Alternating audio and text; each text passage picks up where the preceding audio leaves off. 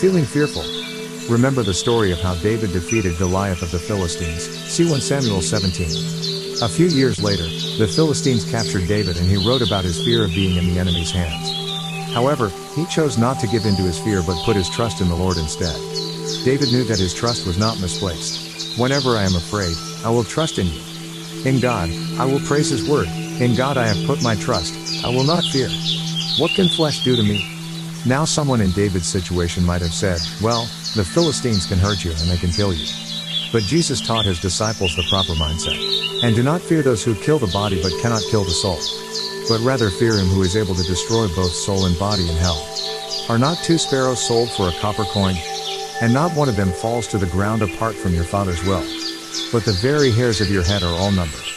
Do not fear therefore, you are of more value than many sparrows.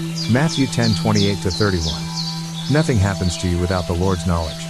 Because you are valuable to Him, you have no need to fear what man can do to you. Like David, you are confident that whatever happens is in the Lord's hands. This scripture also reminds me of Psalm 91 1-2. He who dwells in the secret place of the Most High shall abide under the shadow of the Almighty. I will say of the Lord, He is my refuge and my fortress, my God, in Him I will trust. Check your positioning when you are afraid. Are you abiding under the shadow of the Almighty? Make the Lord your hiding place. Scripture tells us that God's perfect love casts out fear. The Lord does not want any of His children living in fear of man nor circumstances. Because you are secure in God's love, you know He will answer you, and at the sound of His voice, the enemy has to flee. So whenever you are afraid, put your trust in the Lord and ensure that you are positioned under His shadow, in the will He has for you. There is no safer place to be than the center of God's will. Psalm 56, for the director of music, to the tune of A Dove on Distant Oaks, of David, a miktam, when the Philistines had seized him in Gath. Be merciful to me, my God, for my enemies are in hot pursuit. All day long they press their attack. My adversaries pursue me all day long. In their pride many are attacking me. When I am afraid, I put my trust in you, in God whose word I praise. In God I trust, and am not afraid. What can mere mortals do to me? All day long they twist my words, all their schemes are for my ruin. They conspire, they lurk, they watch my steps, hoping to take my life. Because of their wickedness, do not let them escape. In your anger, God, bring the nations down. Record my misery. List my tears on your scroll. Are they not in your record?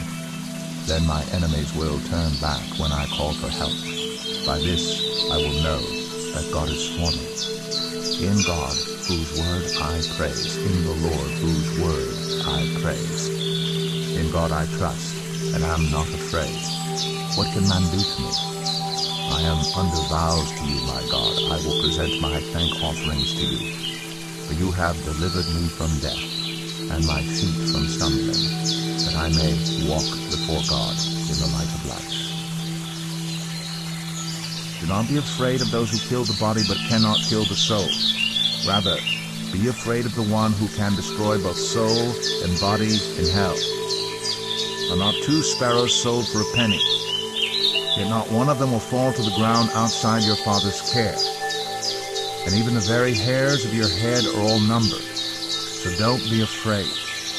You are worth more than many sparrows.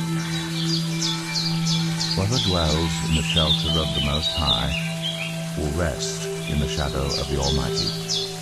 I will say of the Lord, He is my refuge and my fortress, my God, in whom I trust. Surely